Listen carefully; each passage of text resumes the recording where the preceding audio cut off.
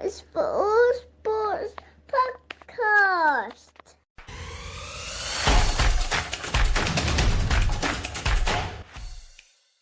Right.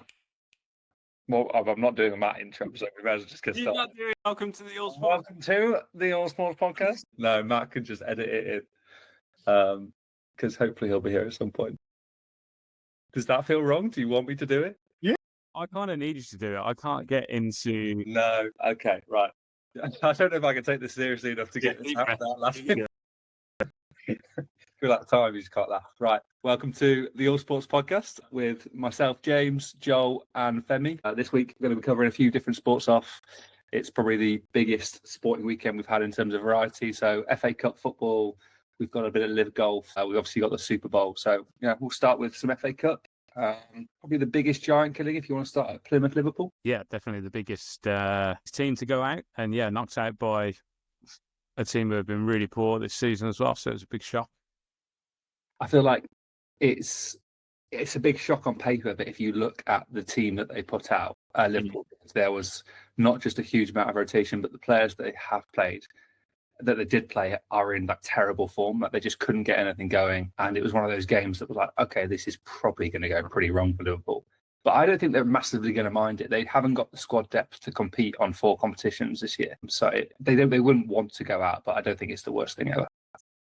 Yeah, probably not. I mean, to be fair, I was hearing shouts about doing the quadruple for Liverpool, but I'd probably say it was a fairly good game, to be fair. Chances both sides. Plymouth put on a decent shift.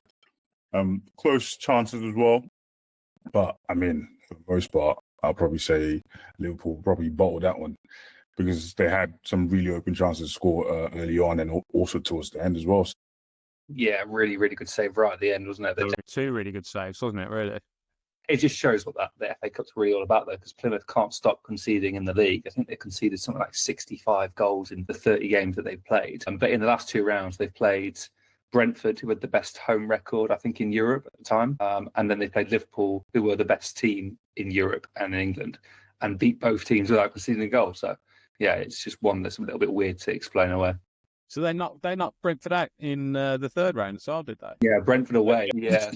I think they've beaten 1-0 Whittaker like a night. Yeah, it was very late, wasn't it? So they've had, that's what you want as like a lower league. They're not super low league, but those sort of runs are what, you remember seasons by. They've had a lot of bad watchings as well. They've been getting drubbed quite a lot this season in the Championship. So at least they'll have those 2 games to hold on to.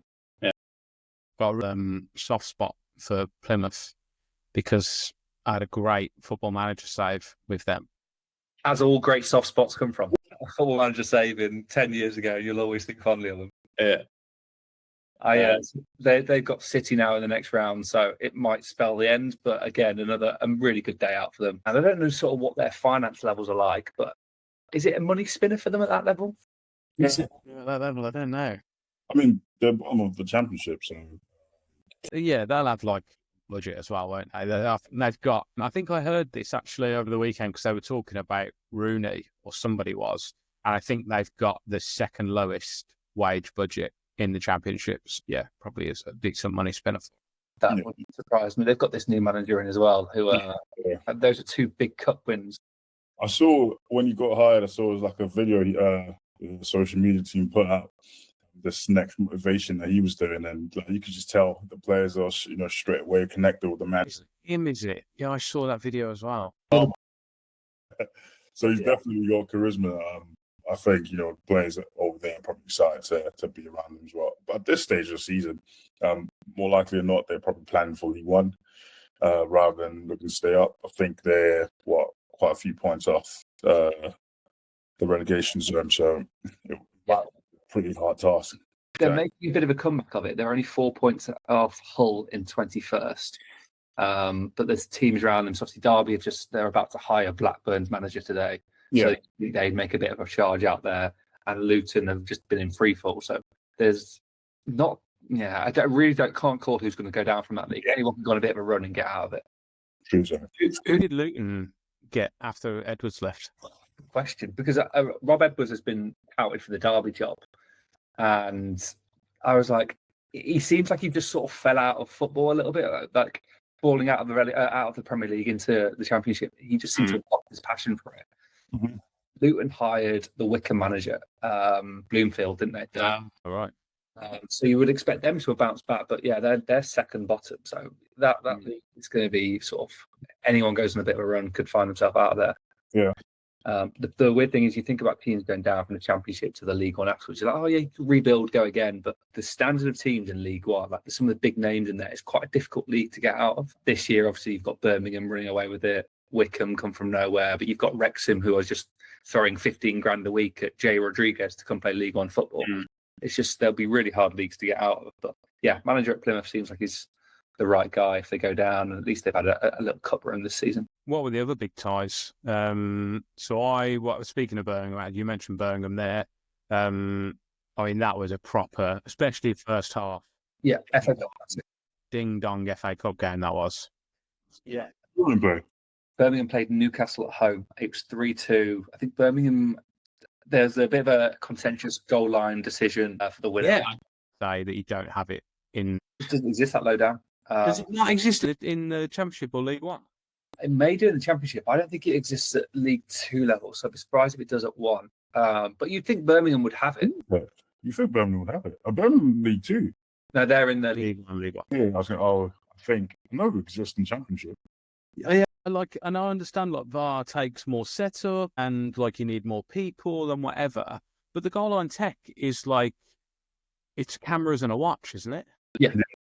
It should be something that, especially for the FA Cup, you think the amount of money that goes to the English game, they just say, right, we'll put it in every ground. So when we have these games, we know that we can use it. But yeah, no, because I've seen people think it might be across the line. I've not seen a single shot of it where I think, oh yeah, that's a goal. Definitely not conclusively. All I know is nowhere near in line. And he's looking through players. So yeah, you're right. He's definitely guessing. But yeah, proper classic game. So sort of, it's nice to be reminded of why the FA Cup is what it is. So yeah. From that behalf. When the draw was made, I think it had all the hallmarks of a really good cup tie. Like obviously Birmingham have got real momentum with the new ownership, so they're just gagging for big nights basically, and for that to be 5:30 on a Saturday, they're always going to be well and truly up for it. Newcastle always travel in big numbers, so it was always going to be a really good game, and capped off by an unbelievable strike from Iwata. Yeah, like that is good enough to grace any game of football. It's the maddest thing is that when it first bounces, he's not in the picture. No, yeah, it's just game remembered by as well. You go, oh, you're always going to remember that Newcastle Birmingham game because of that goal. So yeah, it was. But speaking of good goals and sort of ways to open the weekend, the Leyton Orient versus City game. 45 yards out. Wasn't it? Yeah, sorry. It was an own goal, wasn't it? Yeah, it was an own goal. He did crossing. So Jamie Donnelly's obviously on loan from Spurs. He's only about 19, and he was saying in the press he's going to hurt City and all this stuff. And to do that from 45 yards is pretty special. There's a clip of him in either a Spurs academy game or a Premier League 2 game scoring a very similar goal. I actually think it's a skill that people should be looking at more. The way that goalkeepers play consistently on the edge of the box. Like if you have the ability to hit that flat, quick shot from there, you're going to catch more keepers out than you think. If you miss it, you look absolutely stupid. With your managers shouting on the sidelines, like, why would you make that decision? Charlie Adam was the one, wasn't he? He used to Yeah, I think there's opportunities there, because if you think you're playing a team who are going to do that, your keeper won't be in position to sweep because he'll be too concerned about that shot coming in. I just think it might be something you see a bit more. Just that flat trajectory is something that a few more players seem to have in their locker now. But yeah, obviously City looked a bit ropey for 60 odd minutes. Their new signing went off after 10 minutes, I think. Nico. Yeah, minutes. Who's that? Gonzalez. 40. I'm really interested to see how their January business goes. I think there is some real gambles in there. There's expensive gambles as well. Marmouche, I've seen play a few games and he looks like raw, but he doesn't seem to fit in the way the City want to play. And then obviously the 18-year-old that had a bit of a nightmare start against Chelsea, another 45 million euros. And then they've signed that Brazilian centre-half, Nico, who didn't look great against Leyton Orient. So, yeah, I wonder how they'll finish. And then what are the Premier League clubs? The big bounce back was Brighton, who obviously got thumped last week by Forest. They need that, I feel like. And then, to beat Chelsea 2-1 in the Cup just seems like a nice stop and go again, but it's a good refresher for them. They are a good team, and to get beat by anybody 7-0 has got to knock some confidence out of them. Did you hear that he burned the tactical plan in front of the team for the Forest game in front of them the Monday afterwards? He set fire to it in the team meeting in order to draw a line underneath the result. Extra. Yeah. I completely forgotten his name. He's not Glasner, is he? That's Palace. Fabian Hertz. Yeah. I mean, completely showing his age there. The youngest Premier League manager. I love it. Going back to Warnock times, that's something that Steve Warnock would do. And then probably the biggest policing tie of the weekend, Leeds Millwall, which was on paper. I just don't know how they were ever going to go we've got Millwall coming to town, correct? But I think there's a bit of an element, the same as Liverpool, that Leeds are focusing on their league. They rotated. They still look better than Millwall in places, I'd say. But I think the fans are probably going to be more annoyed than the club is about that one. Yeah, that was one that always had to be a midday Saturday, didn't it? Yeah, I'm surprised it wasn't on 10 a.m. Just get them out of bed, get them in the ground, push them home. But good FA Cup. But like we were just saying before, the draw for the next round doesn't look too inspiring. I think we're going to see our top teams now competing in the last few rounds. Don't know what the lowest rated team is left. Obviously, we've got games going on now. Yeah, I had it up just now. That might be the lowest rated in the Championship. Yeah, I don't think there's anyone lower than that, is there? Yeah, it depends if Exeter or Doncaster. Yeah, there's still games to be played, so it's hard. Yeah, so Exeter are playing Palace, are they? Or they've got Forest at home. Palace is playing against Doncaster right now, so they'll be finished by today. Palace are winning 1. Yeah, I can't really see upsets there, to be honest. Yeah, I know. Chesterfield smashed Doncaster on Thursday as well, so they can't be that good. It's going to be struggling against Palace if they're getting smashed by Chesterfield, I would think. It's outrageous. I think that does it for football. Obviously, we've got quite a big weekend coming up. First of the knockout games. So City, Real Madrid is obviously the eye catcher there. So it's the first time to see this early new stage in progress. I'd say these elimination games to have a round of this sort of caliber already. It's quite exciting. Yeah, and like I say, some big games. Who else is there? There's Sporting Dortmund, Juve, PSV tomorrow as well. Yeah. Any predictions for City Madrid? I think I'd have to go Madrid on the basis they've got Mbappe, Bellingham, Vinicius all sort of playing together and playing well, and City are, they're in this sort of weird in between stage. Yeah, they do really well to get past them. Yeah, I think so as well. I think that's just too much for City at the moment. I think if Real Madrid get a couple of goals, I think City won't be able to mentally put it back. I think they've been really struggling when they've conceded goals this season to kind of reset and go again. So I don't really feel like they believe there's tons of goals in the side. If Haaland's scoring, then they're not really scoring it at the moment. This season in general, I would say. Yeah, I agree. Everyone's expecting Haaland to pop up with goals, but they haven't got the Alvarez which they had before of sort of change it up a bit. Yeah. And then you're missing Foden's 20-odd Premier League goals from last season. So, yeah, I just think Real Madrid actually top of La Liga. I just can't see them not beating Man City, but it'll be one of those games where you've still got really good players on both sides of the pitch, so anything could happen. Right, I think that covers football. What else have we got? Should we do Super Bowl now? Come on then, Femi. Yeah, I did. Heartbreaking, man. Honestly, heartbreaking. Possibly the worst game for Mahomes to have the worst day for Mahomes to have his worst game. He was shocking all around. I think the whole team really. Your star players, DeAndre Hopkins, he's dropping the pass, and that could have really changed momentum at the time. Travis Kelce as well, dropped the pass, I think, twice or so, which obviously impacted the way they played, move forward. But I mean, you've got to credit the defense for the Eagles, the way it was brilliant. They blitzed all through the game, and they just completely swamped it. It was similar to the Super Bowl when Mahomes faced Brady. And I know he was on commentary. I know he was smiling. Obviously, the week prior, with people putting Mahomes in the GOAT conversation. Oh yeah, what people were they, Femi? So I know he was having a field day on that one. And he's probably trying to be neutral. deep down inside, he was enjoying it. He was having the best time out of it. Yeah.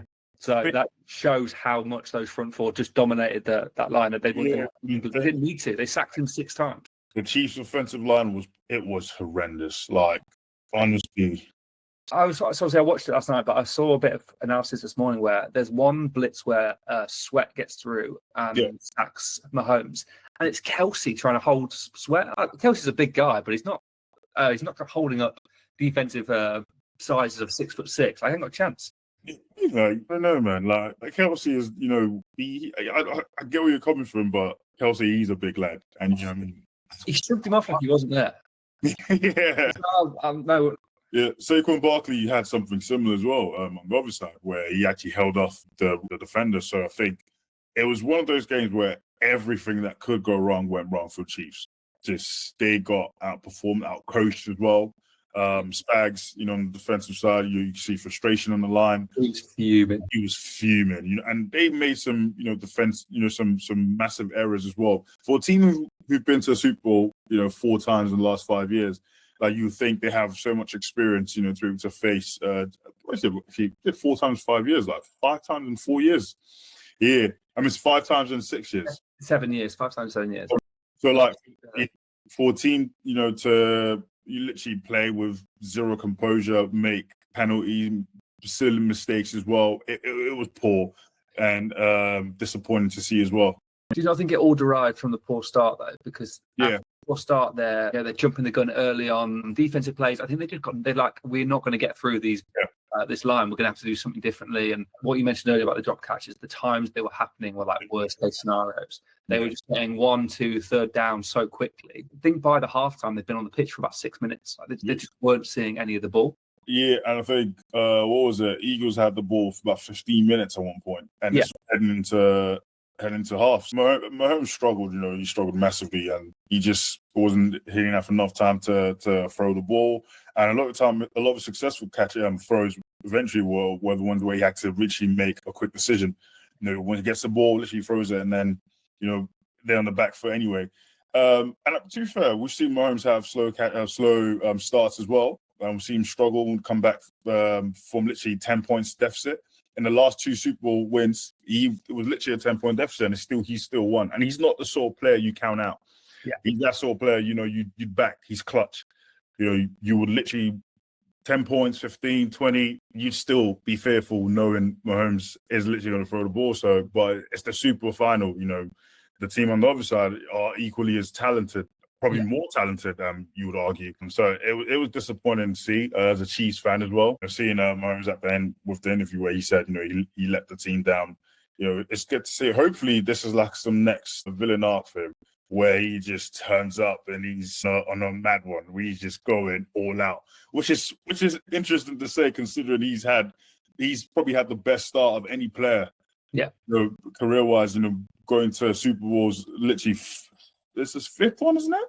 Yeah, but I think these players, like, a bit of adversity just adds to the story. Like if he just won his career, it would have been a bit boring. Like I think that's probably why a lot of people were sort of going against the Chiefs yesterday, because they want to see 3 years in a row of the same winners, because a lot of the same team are together as well. So, I think you made a good point about it wasn't just the Chiefs in that final. They didn't play badly.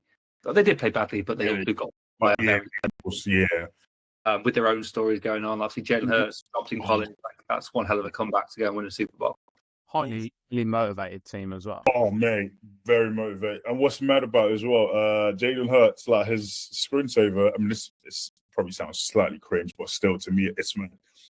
Literally, his screensaver was the last Super Bowl that he made into the final where he actually lost. You see him stood there with the Chiefs fans, you know, just getting hyped up and celebrating. And to have that sort of motivation to know that, and that self-belief that you're going to come back.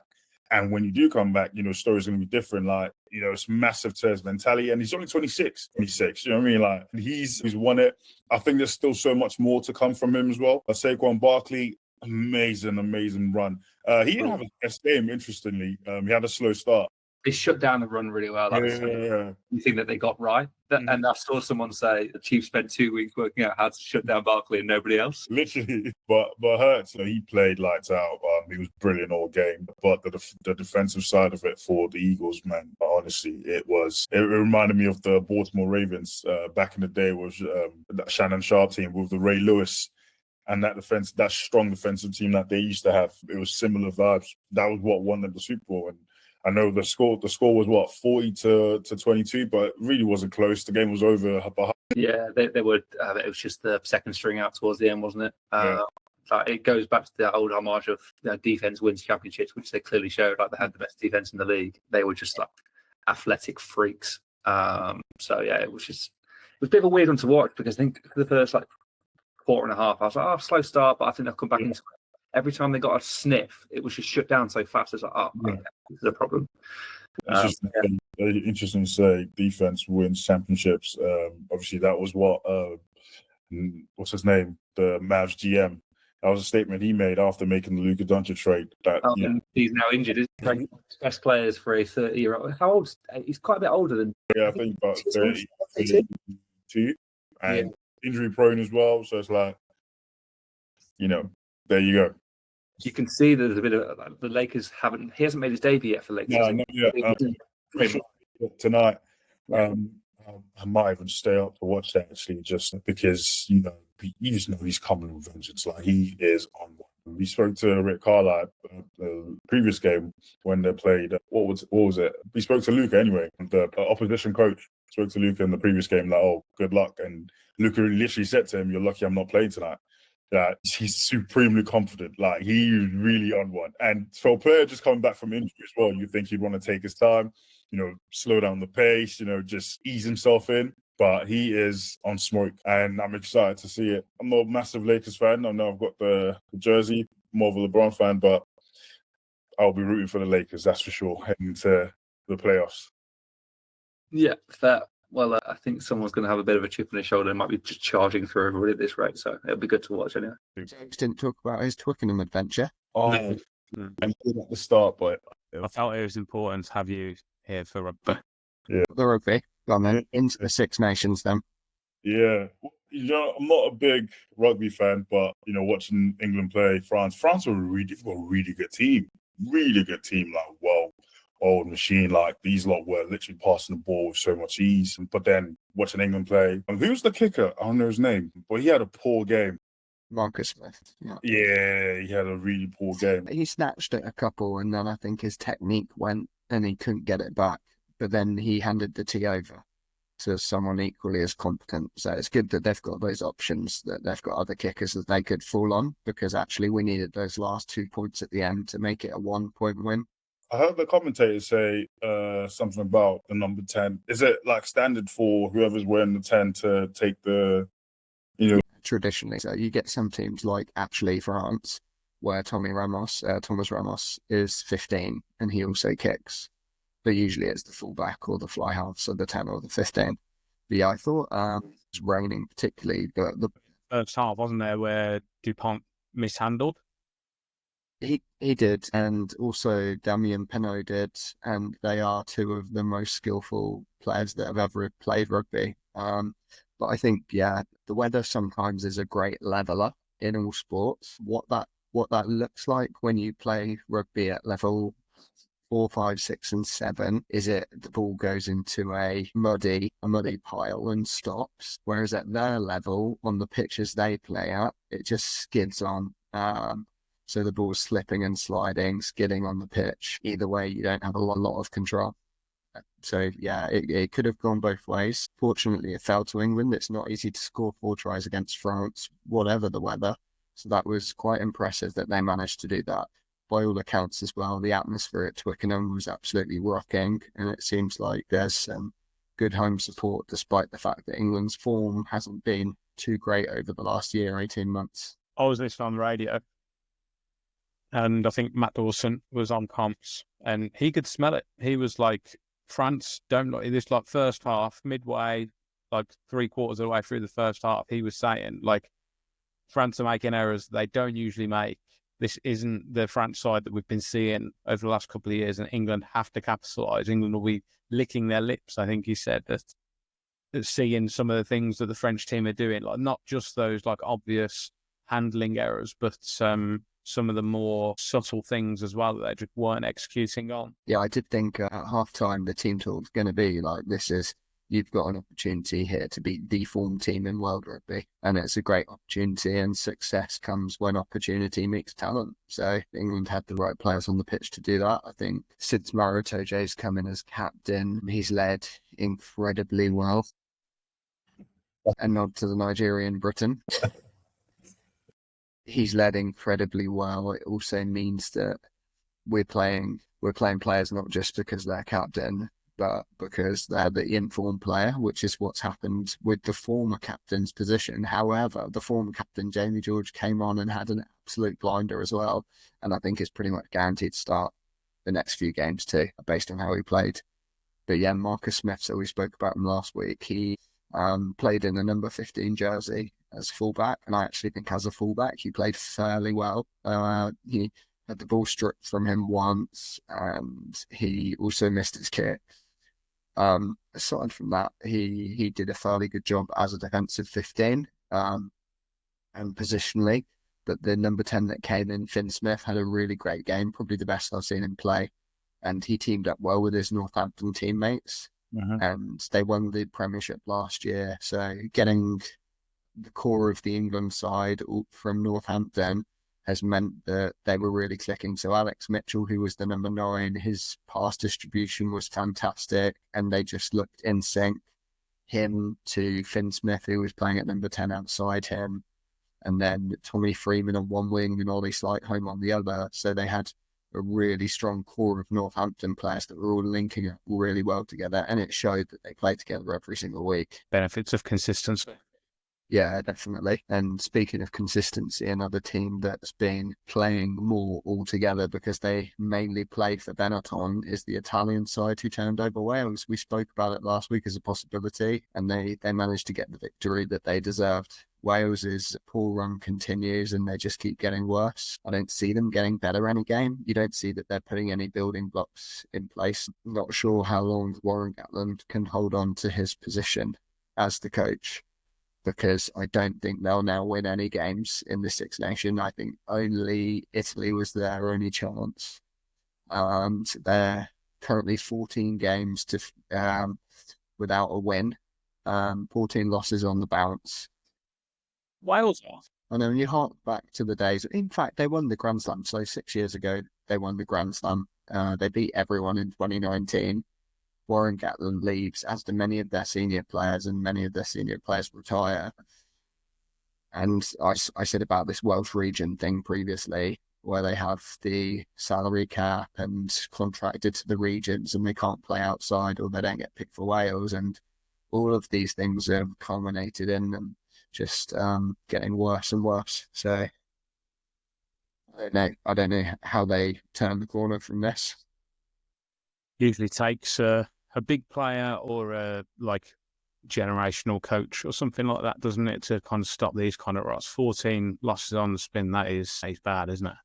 For what are considered a tier 1 nation, so probably a top 7 or 8 nation in the world, to have lost 14, you're playing teams that are outside the top tier and losing to them as well consistently. And then Ireland are well in the driving seat, aren't they, with 2 wins? Yeah, they are. So this really hurt France's chance of winning the Six Nations. Ireland, as you said, well in with a shout. It's going to come down to the Ireland-France game, I think. Ireland never looked like losing against Scotland, and they never looked like losing against Scotland. Scotland have been in England's heads for the last few years, and similarly, Ireland have been in Scotland's, and they just don't look like they fancy themselves to win against them. They seem like they're in their shell a bit when they play against Ireland, where when they play against England, they are ferocious and explosive and up for the fight. With the Six Nations, how's a winner determined? Obviously, there isn't a final or semi-final. No, it's just a league table, round robin. Everyone plays each other, and they rotate home and away fixtures each year. So yeah, it's just done in the league table, 5 points for a win and 4 points with a bonus point for 4 tries, and then 4 points for a win with no bonus point. So you could realistically be going into your last game having already won. Yeah. So you could lose on the day and still lift the trophy. It's a bit annoying. It's a round robin tournament for you. But yeah. But it was really good. Enjoyed it. Seeing. In essence, is that's the English Premier League, isn't it? In football. Well, yeah, but you play everyone twice, home and away. True. And you can lose more games than the team in second place and still win the league. can you draw in rugby? But I don't think it happens very often, does it? Because of the point scoring system, if it was 1 point for a kick and 2 points for a try, it would be more likely. And there's no. No overtime.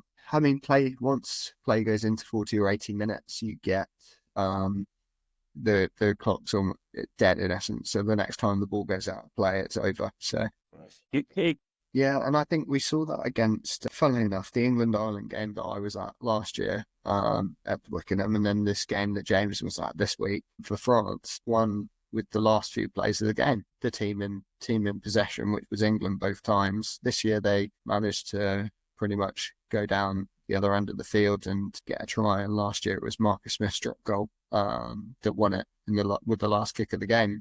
Yeah, you get a lot of last kick of the game or last try of the game wins it in rugby. Well, at least. That adds to the adrenaline and I guess the thrill of the game. So who copied who? The rugby copied NFL or the NFL copied rugby? No, it was obviously NFL was. Yeah, I think rugby's been around for a bit longer than NFL. Rugby was, as the story goes, was when the ball was picked up. Picked up in the middle of a traditional English football game. But yeah, I think NFL is probably about 120 years younger. Less concussions. Yeah, the concussion thing's interesting because they've done a lot to sort of address it and to try and monitor it over the last few years. Traumatic brain injury, of course, TBI. Yeah, it's changing like the tackle height and stuff at amateur level. It actually doesn't help because most people that get concussion at amateur level, they do it from going head to knee or head to hip. So bringing their tackle height lower doesn't actually help. It only helps in the professional game where their head-on-head collisions are more common and more severe. So yeah, it's almost like 2 different games and 2 different outcomes in what they've tried to do with the head injury stuff. And I think they've sort of wheeled it back a little bit and aren't pursuing the tackle height as strictly as they were last year. But yeah, definitely a lot less concussions because of the tackle height, because you don't tackle above the shoulder. Sure. More cauliflower ears there. More cauliflower is. Listen, never get into a fight or an argument with a man with a cauliflower head. Yeah, that's the mantra of my life, or a drinking competition. Same exactly. Nothing. Never got to anything with them. Right, how are we on sports? Anything else to cover? Did the big ones. The big one's great. All right, that will do us for today then. Bit of a fragmented episode, but thanks for joining in. If you've lasted till the end, then like and subscribe on Spotify and YouTube, and you can contact us at allsportspods@gmail.com, and we will catch you on the next one. Cheers. Cheers, guys. Cheers.